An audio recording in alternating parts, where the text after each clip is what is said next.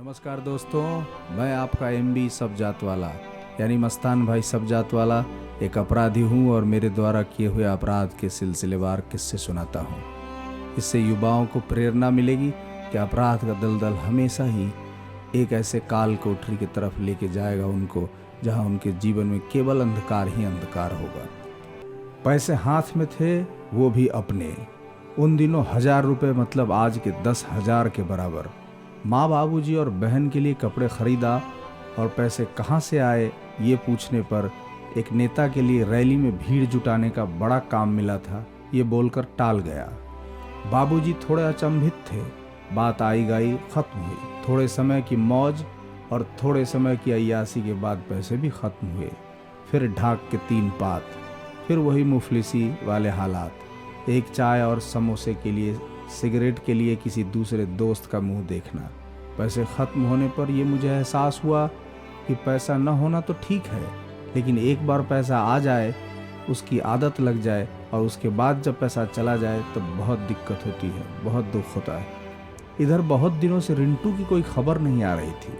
कई तरह की बातें मेरे दिलो दिमाग में आ रही थी। शायद मैंने रिंटू को उस दिन पहली घटना के बाद कुछ भला बुरा बोल दिया था।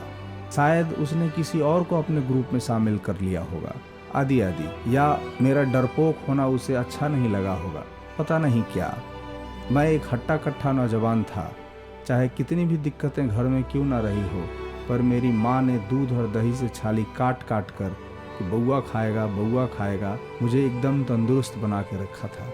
मैं डरपोक बिल्कुल नहीं था, बस मुझे कानून से डर लगता था कि कहीं कोई ऊंच नीच हुआ तो दरवाजे पर पुलिस आ जाएगी तो सब खत्म हो जाएगा। सामाजिक इज्जत, जवान हो रही बहन की शादी, सब में परेशानी आ सकती है। ये सब सोचकर मुझे कभी कभी लगे कि ठीक ही है, अगर रिंटू मुझे नहीं लेने आता है तो इस गंदे काम के लिए बच जाऊंगा, किसी बड़ी अनहोनी से तो बच ही जाऊंगा। कई तरह के अनचाहे ख्याल मन को भ्रमित किए हुए रहते थे। फिर एक दिन अचानक रिंटू का शाम के वक्त घर आना हुआ। मुझे अपने रेलवे स्टेशन वाले चौक पे मिला और उसने बताया भाई दादा के किसी बड़े काम से शहर के बाहर गया हुआ था। मैंने पूछा कि ये दादा कौन है? तब उसने बताया कि किसी दिन तुमको भी मिलवाऊंगा, शहर के बड़े रंगबाज हैं। और बता, चलती है क्या 9 से 12? मैंने मुस्कुराते हुए हाँ में सर हिलाया और उसके मोटरसाइकिल पर बैठ गया। चाय समोसा रिंटू ने ही खिलाया। फिर मैंने घर पर माँ को बोल कर कि थोड़ा लेट आऊँगा या कल सुबह आऊँगा, निकल गया। मैंने थोड़ा हिचकते हुए कहा कि किधर, तो उसने फटाक से बोला, अरे चिंता मत कर, तू भाई है अपना, हम जिले से बाहर चलेंगे अब। रात हम भी उसके हॉस्टल में उसके साथ रुके। वहाँ खूब मौज मस्ती चली। दारू, बियर, चिलम और शायद लड़की भी आई थी कोठे से, जो बगल वाले कमरे में थी। मैंने बस एक गिलास बियर पिया और सोने चला गया किसी और दोस्त के कमरे में। और अगले दिन रिंटू के साथ अपने ज़िले के बॉर्डर पार, मैं, रिंटू और एक उसका नया दोस्त हाईवे पर पहुंचकर इंतज़ार कर रहे थे। मैं थोड़ा घबराया हुआ था कि अब फटाक से किसी गाड़ी वाले को रोक कर लूट की घटना क्यों नहीं कर रहा है। सड़क पर भीड़ ज़्यादा थी, मुझे डर भी लग रहा था। कई ख्याल मन में चल रहे थे, अच्छा करता अगर नहीं आता, इसकी क्या योजना है, मुझे इसने कुछ नहीं बताया। मैंने खुलकर पूछा भी नहीं, शायद इसे बुरा न लग जाए। मैं सिर्फ छोटा मोटा घटना में इसके साथ रहना चाहता था ताकि अपने चाय समोसे और पॉकेट का खर्च कम न पड़े, बस। तू शांत रह भाई, तू मेरे बचपन का दोस्त है, भरोसा रख, खेल बड़ा होगा। तभी एक मोटरसाइकिल सवार आकर उसके पास रुका, जिसने तौलिए से अपना मुंह ढका हुआ था। जब उसने अपना मुंह खोला तब मेरे चेहरे पर थोड़ी मुस्कुराहट आई। वो अपना दोस्त, पहली घटना में मेरे साथ वाला जो निकला। लेकिन उसने तुरंत चेहरा गंभीर करते हुए रिंटू को पीछे की तरफ आने का इशारा किया। बस तुरंत सभी एक्टिव हो गए। दोनों मोटरसाइकिल आगे निकलकर एक मोटरसाइकिल के पीछे हो लिया। थोड़ी दूर जाने के बाद, तू घबरा मत, तेरा ये सिर्फ दूसरा काम है, हमने कई बड़े कांड को अंजाम दे दिया है अब तक, तेरे साथ कुछ गलत नहीं होगा, बस हिम्मत रख और हमारे साथ रह। दोनों मोटरसाइकिल एक साथ निकले और बारी बारी से एक दूसरे को आगे पीछे करके फॉलो कर रहे थे।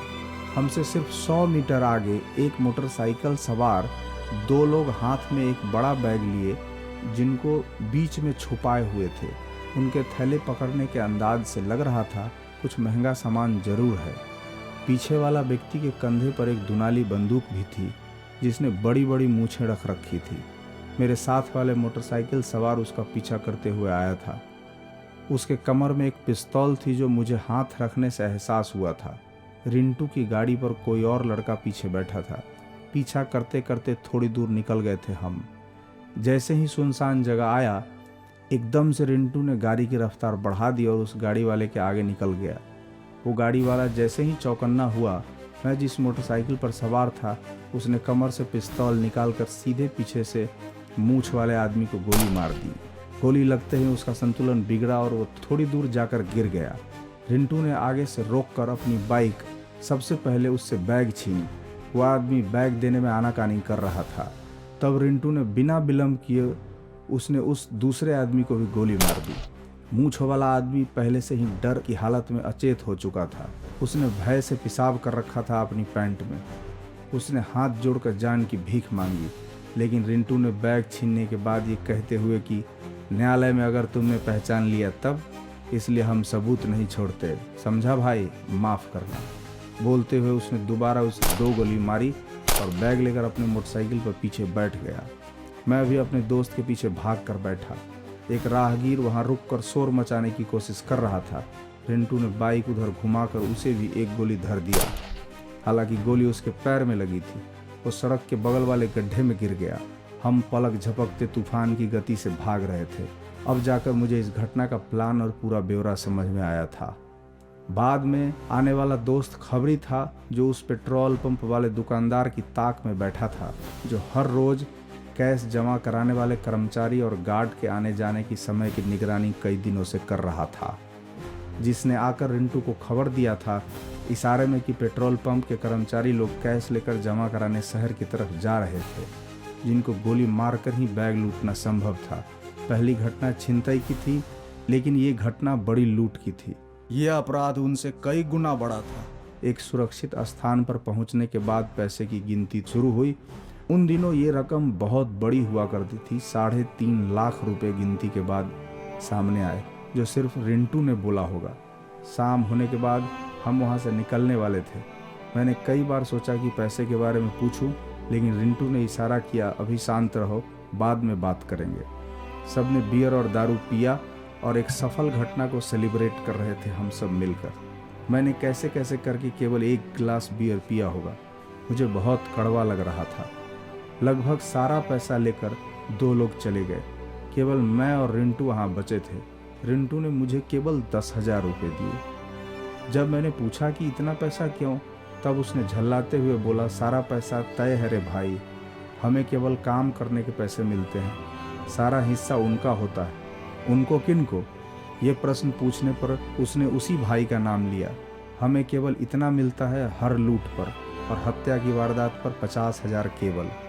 मैंने तुम्हें अपने हिस्से 25,000 में से 10,000 दिया है, आराम से रख। ये लोग संगठित अपराध चलाते हैं। सभी हथियार, गाड़ी, रहने की व्यवस्था उनका रहता है। तू सोच, अगर मैंने 4-5 घटना महीने में कर लिया तो 1,00,000-1,25,000 का अपना हिसाब हो जाता है। इससे ज़्यादा मैं दिमाग नहीं लगाता।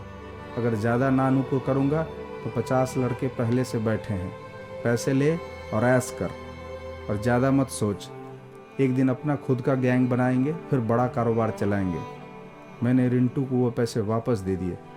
मैंने कहा कि तेरे हिस्से से पैसे क्यों लूँ भाई, तेरी मेहनत का है। रिंटू ने कहा, तेरी मेरी कुछ नहीं होता, तू रख। उसके ज़बरदस्ती करने पर मैं चुप हो गया था, लेकिन मैंने कहा कि मुझे भी इस गैंग में शामिल करा दे, फिर मेरा भी हिस्सा पूरा बनेगा। तब रिंटू ने कहा, ये निर्णय केवल भाई और उनके आदमियों का होता है। मैं तुम्हें रिकमेंड कर दूंगा, चल किसी दिन भाई के घर पर, लेकिन शामिल करना न करना ये केवल भाई का विशेषाधिकार रहता है। वो पहले ये देखकर तय करते हैं कि सामने वाला लड़का कितना डेयरिंग है, कितना गुप्त रखेगा हमारे कारोबार को, उसके बाद ही गैंग में किसी को शामिल करते हैं। बाकी तुम्हारी किस्मत है। इस तरह ये दूसरी लेकिन बड़ी घटना जिसमें मैं शामिल हुआ था रिंटू की वजह से। ये घटना प्लान बे में संगठित तरीके से एक बड़ी लूट थी जो किसी को टारगेट करके की गई थी। इससे बड़ा मुनाफा आया, लेकिन पहली घटना की तरह पैसा स्पष्ट नहीं बटा। ना रिंटू ने बांटना या बताना उचित समझा। लगा सब पहले से तय था। उसमें से एक बड़ा हिस्सा किसी और के लिए चला गया था। पैसे लेकर मैं गांव लौट आया। खूब ठीक ठाक सब चल रहा था, नाश्ता पानी, और इस तरह से दिन बीत रहे थे। कुछ दिन बाद रिंटू के इंतज़ार में मैं था कि अब छोटी मोटी वारदात में शामिल नहीं होऊंगा, या तो भाई के यहाँ जाकर उनका मुख्य आदमी बनूंगा ताकि मुझे भी बराबर का हिस्सा मिल सके, या फिर मैं ये काम हमेशा के लिए छोड़ दूंगा। इस इंतज़ार में कि रिंटू अब आएगा तब आएगा, दिन बीत रहे थे। गांव में उन दिनों टेलीफोन सबके घर पर नहीं था, इसलिए मेरी बेचैनी बढ़ी हुई थी। अब बेताबी थी उस बाहुबली रंगबाज, उस बड़े अपराधी से मिलने का, ताकि मैं तीसरी और बड़ी घटना को अंजाम दे सकूं और बड़ा पैसा कमा सकूं। इस उधेड़ बुन में दिन बीत रहे थे और इंतज़ार था उस बड़े बाहुबली से मिलने का। आपको अब अगले एपिसोड में बताऊंगा उस बाहुबली से मिलने के बाद मैं पास हुआ या फेल, और जब पास हो गया तो उस कौन सी बड़ी घटना को अंजाम दिया। तब तक करिए इंतज़ार और मुझे दीजिए इजाज़त। मैं आपका MB मस्तान भाई सब जात वाला एक अपराधी हूँ और अपराध के सिलसिलेवार किस्से सुनाता हूँ, ताकि युवा इस अंधकार भरे रास्ते को देखकर प्रेरित होकर कभी अपराध के रास्ते को न चुने। मैं MB सब जात वाला एक अपराधी हूँ और अपराध के सिलसिलेवार किस्से सुनाता हूँ। दोस्तों, अपना अपना ख्याल रखिएगा, जितना रख सकते हैं। बाकी होना तो वही है जो रब चाहे। फिर से मुलाकात होगी अगले एपिसोड में। आपका MB।